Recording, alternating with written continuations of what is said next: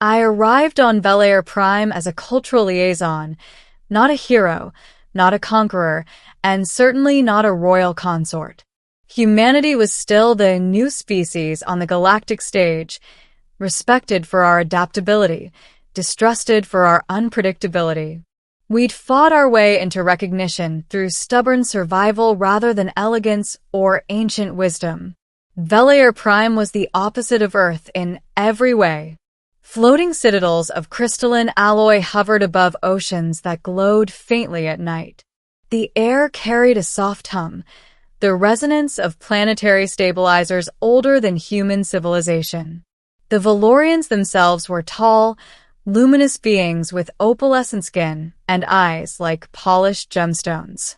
Their society was ancient, ceremonial, and deeply bound to tradition.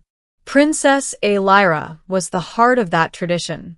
She was the only daughter of Queen Thalessera, ruler of the Valorian Star Dominion, a matriarchal empire spanning nearly a third of the known galaxy. Valorian queens ruled not by brute force but by genetic continuity. Their lineage carried a rare psionic resonance that stabilized entire star systems. Without an heir, the Dominion would fracture. And Princess Illyria had no mate. Valorian reproduction was not romantic. It was strategic, ritualized, and ruthlessly selective. Royal consorts were chosen from powerful noble bloodlines, carefully engineered over millennia, which was why I was not supposed to be anywhere near her private chambers. Yet there I was, standing in the royal observatory, watching binary suns rise together. Because Princess Illyria had requested a private audience with the human liaison. She studied me silently when I entered, her gaze sharp but curious rather than hostile. "You do not avert your eyes," she said at last. "I was told that would be insulting," I replied.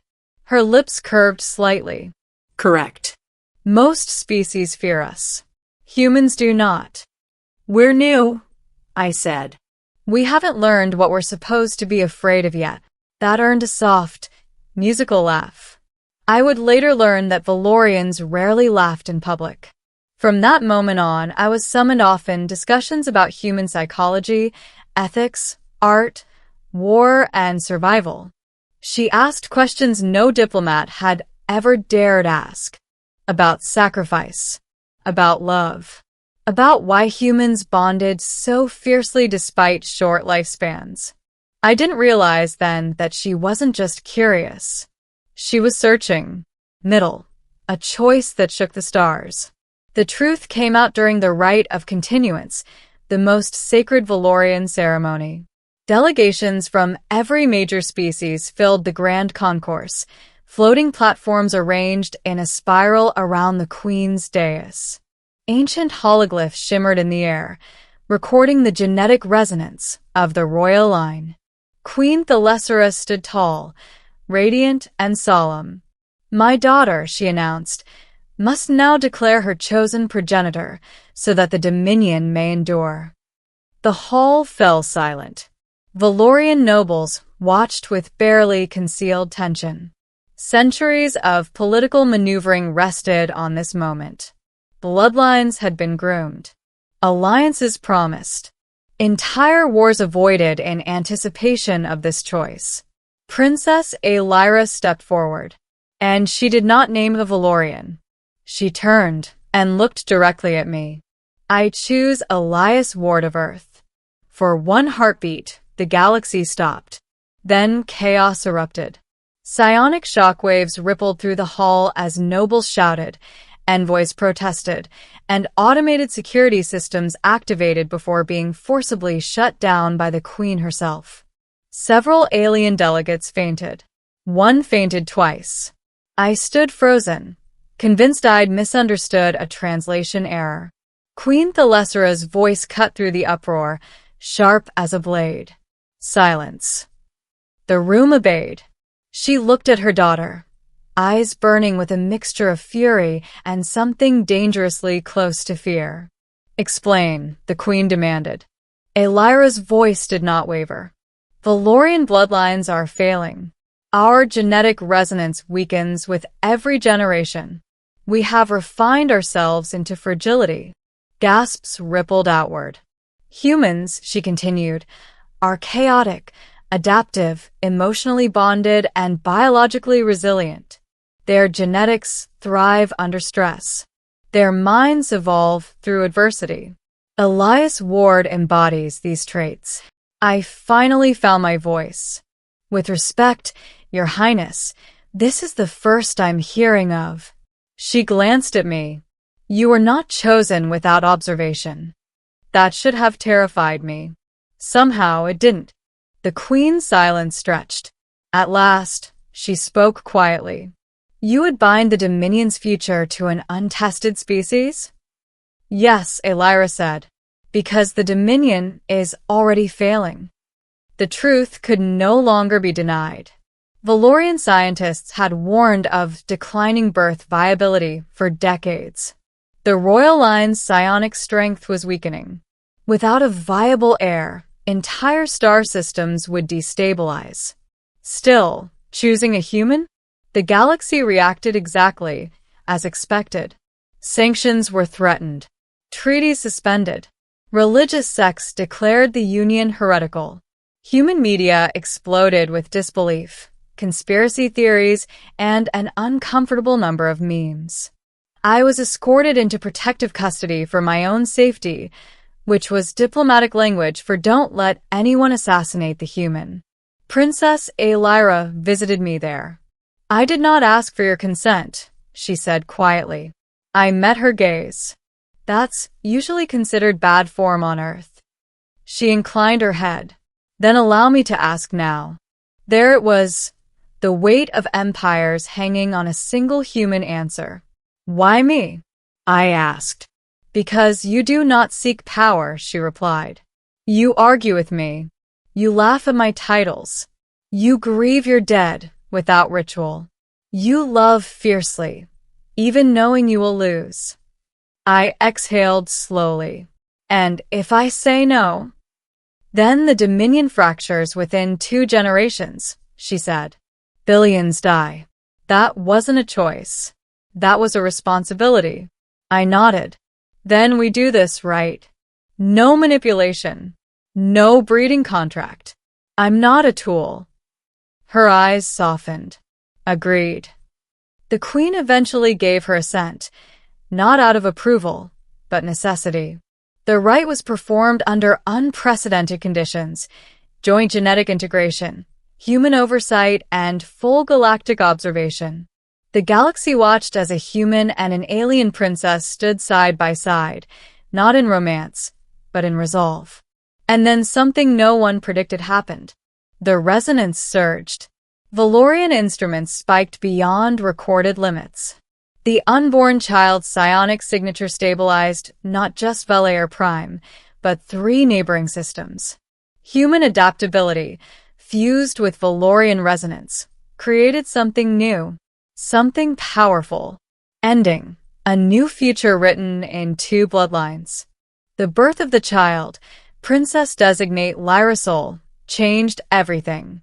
She was luminous even by Valorian standards, her psionic field instinctively harmonizing with those around her. Where she slept, machinery ran more efficiently. Where she cried, emotional discord softened. Entire star systems reported measurable stabilization during her first hours of life. The galaxy had to face an uncomfortable truth.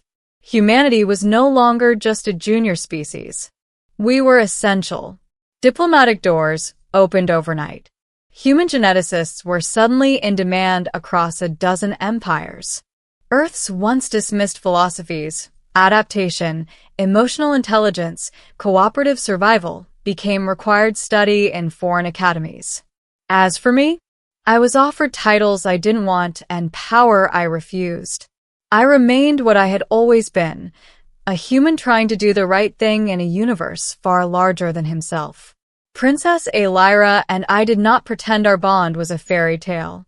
It was respect forged under impossible pressure, trust built through shared responsibility. Over time, affection grew, not as destiny, but as choice. Queen Thalessera eventually addressed the galaxy one final time before her abdication. "We believed purity was strength," she said. "We were wrong. Strength lies in connection." The Valorian star Dominion endured, not as an isolated relic of ancient power, but as the heart of a new interstellar alliance. And humanity? We stopped being underestimated. Because when the future of an empire was on the line, an alien princess had looked across the stars and chosen a human. Not for dominance, not for conquest, but because, when everything was at risk, we had proven ourselves adaptable enough to carry the weight of tomorrow. And the galaxy would never forget it. Within weeks, long unstable hyperspace corridors around Valorian territory stabilized. Navigation beacons that had flickered for centuries locked into perfect alignment. Trade guilds rerouted entire economies overnight, not out of charity or politics, but cold calculation. Where the child's resonance extended, failure rates dropped. Starship engines ran cleaner. Psionic species reported reduced neural fatigue. Even non-psionic races felt it. Less unrest, fewer sudden conflicts, a strange sense of equilibrium that no algorithm could fully explain. Valorian scientists worked without sleep. Human scientists worked beside them.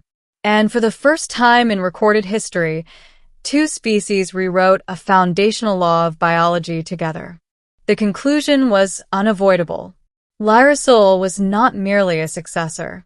She was a bridge species, a stabilizing hybrid whose existence disproved the Valorian dogma of purity and the galactic assumption that humanity was incomplete. The backlash, of course, came hard. 3 rival empires attempted to secede from shared treaties, declaring the child an unnatural convergence. A fundamentalist coalition demanded her removal for galactic balance. One extremist faction even attempted an assassination during Lyra Sol's 2nd month. They never made it past the outer perimeter, not because of guards, because the system itself rejected them. Their ships lost power simultaneously, drifting helplessly as if the stars had simply decided they didn't belong there. That incident ended the debate. The galaxy understood something instinctive then.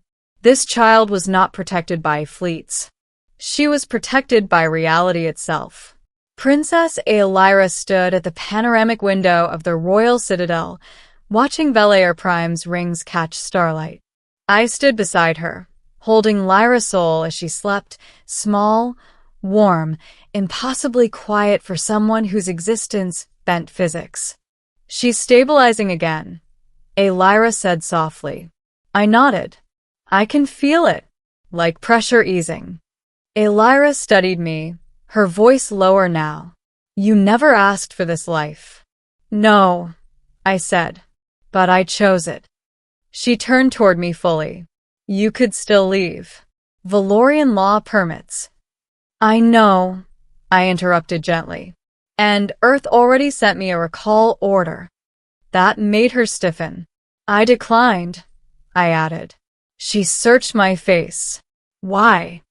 I looked down at our daughter, at the faint glow beneath her skin, the unmistakable blend of human warmth and Valorian light. "Because running away is easy," I said. "Humans are good at survival. But this..." I gestured at the stars. "This is about responsibility. We don't get many chances to shape the future for the better." Illyria reached out, resting her hand over mine. "In Valorian history," she said, "consorts are remembered as footnotes." I smiled faintly. Humans have never been good at staying footnotes. She laughed, openly, freely, and for the first time since I'd known her, she leaned into me without the weight of ceremony. Queen Thalessera abdicated 6 months later. Not in disgrace. In triumph. Her final decree dissolved the old bloodline hierarchy entirely. Nobility would no longer be defined by genetic purity, but by service, contribution, and unity. It was a quiet revolution, one that would have sparked civil war in another era. But Lyrasol's presence dampened unrest wherever it threatened to ignite.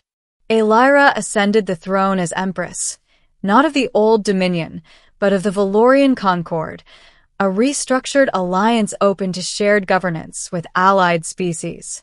Humanity was offered a permanent seat. Earth accepted. The headlines back home were surreal. From backwater to kingmaker. Human DNA saves an empire. The child who made US matter. But the loudest shift wasn't political. It was cultural. For the first time, humans weren't invited into the galaxy because of what we could take or fight. We were invited because of what we could endure. Lyrasol grew quickly. Not unnaturally, but purposefully. By her 5th year, she could instinctively calm volatile negotiations simply by being present. By 7, she asked questions that forced philosophers to rewrite entire schools of thought. She possessed no arrogance, no sense of superiority, only curiosity and empathy that cut through pretense like light through fog. One evening, as we walked through the garden rings, she looked up at me. "Father," she asked, "why did they fear me?" I considered my answer carefully. Because fear is what happens when change arrives faster than understanding, I said. She nodded thoughtfully. Then we should help them understand faster. Lyra and I exchanged a glance. There it was. The human instinct to fix things. The Valorian instinct to stabilize. Combined in one small voice. Years later, when historians recorded the moment the galaxy entered what would be called the era of convergence, they didn't point to a war. They didn't point to a treaty. They pointed to a choice. An alien princess standing before the galaxy, rejecting 1,000 years of tradition. And a human who didn't seek a throne, but accepted responsibility when it mattered. I never became king. I became something rarer. A reminder that humanity's greatest strength was never our weapons, our technology, or our ambition. It was our ability to step into the unknown and choose to stay. When the stars needed us most, we didn't conquer them. We helped them hold together. And because of that, the galaxy would never again ask what humanity was good for. They already knew.